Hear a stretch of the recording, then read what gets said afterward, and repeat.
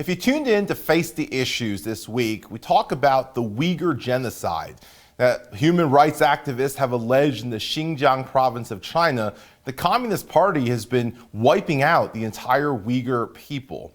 A lot of times I get asked, why should we care? And this is why. See, some 70 years ago, at the conclusion of World War II, we pledged never again to the human rights atrocities committed in the Holocaust. And yet today, those words sometimes seem like they fall on deaf ears. See, the reality is that in China today, there is a genocide that's being committed against the Uyghur people. These Uyghurs are being rounded up from throughout China, but also outside of China. Nations like Egypt and Saudi Arabia and the United Arab Emirates have been deporting Uyghurs to China for them to be sent to the concentration camps in Xinjiang. They're held in concentration camps, forced to work in labor camps, and they're subject to physical, mental, and psychological torture, including sexual abuse, sterilization, brainwashing, and more.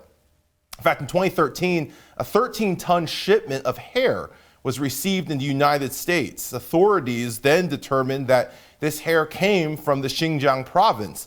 And it was the hair of Uyghurs who were forced to be shaved when they entered the concentration camps. But what are we doing about this? And the answer is nothing. The labor camps produce too many of the goods that we enjoy in America and throughout the world every day.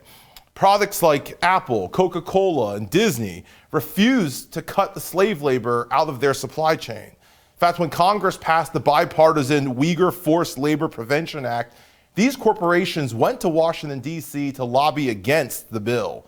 Disney's live-action Mulan actually filmed in the region using the concentration camps as a backdrop.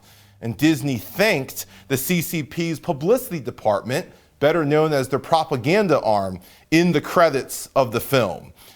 When the NBA protests for justice throughout America, they continue to do business with China, and they remain silent on China's human rights offenses. In fact, the part owner of the Golden State Warriors recently said on the podcast that he doesn't care about the Uyghurs, that the Uyghurs and the plight of the Uyghurs are below his line of caring.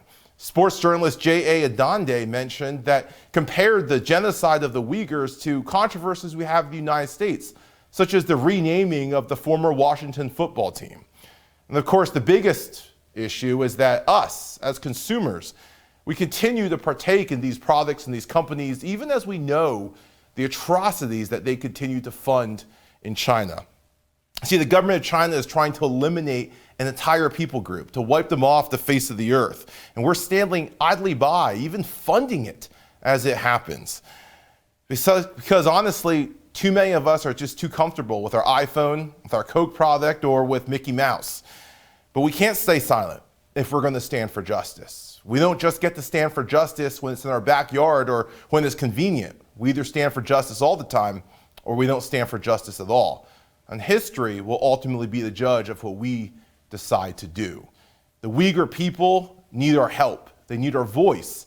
And if we care about justice, it's time that we speak up, no matter the cost it may cost us as consumers and as businesses.